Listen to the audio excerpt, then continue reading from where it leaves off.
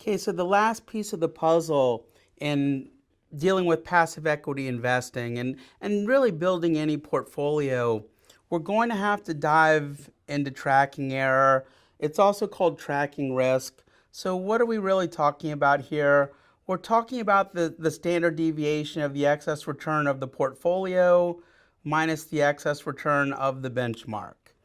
So again, it's the standard deviation of these differences. And what's most important is to try to understand what are some of the causes of these and what can we do about it. So management fees. Absolutely. If you have high management fees that aren't in the benchmark, well, you're going to underperform. Commissions. Again, another issue that can cause this tracking error.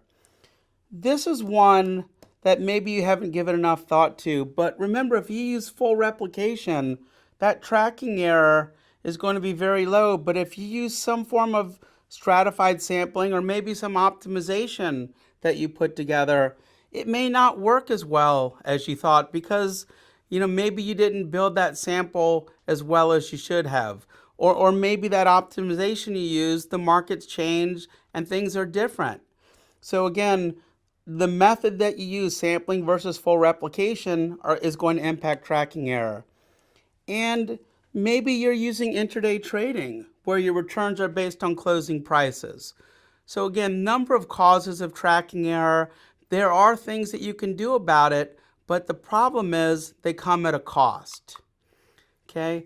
Now the other area that seems to also be an impact, especially with the low savings rates out there and low interest rates, cash drag. So cash does not earn a return, but it's going to be held when you have redemptions or dividends or any sales proceeds, and it may take you a while to invest that cash. So cash drag is kind of the last piece of this puzzle. So you can see, you're like, okay, well, we have tracking error. Well, what am I going to do about it? Okay, well, let's figure out some ways to control it. Well, here's what we have to do. There's going to be a trade-off that we're going to have to be comfortable with. So higher trading costs from full replication and increased tracking error that comes from sampling. What are you most worried about?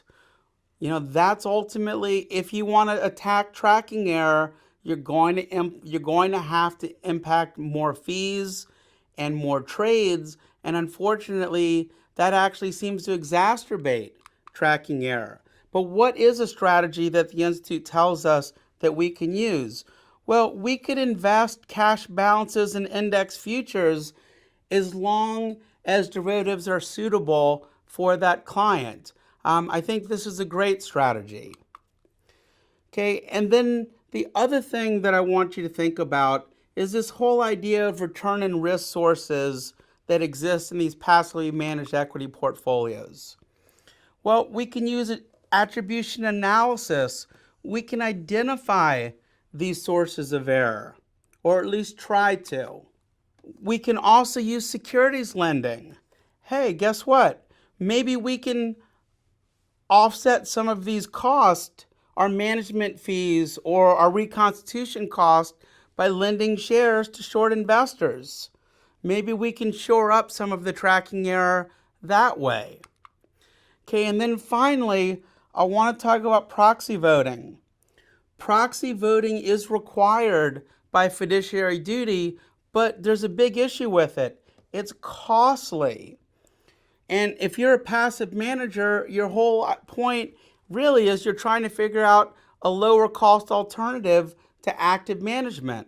Well, if you've got to invest the time in proxy voting and spend time and resources, it's expensive. So what do many passive managers do? Hey, they'll just use a proxy voting service. And that way they don't have to do the work in-house. So again, we've talked about tracking error, and then we dove into what can we do about it. But just know a lot of things that we try to fix with tracking error cause other problems.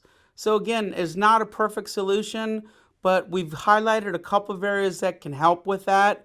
But then again, you have to pick what is the best strategy for your client, for your situation, for your portfolio.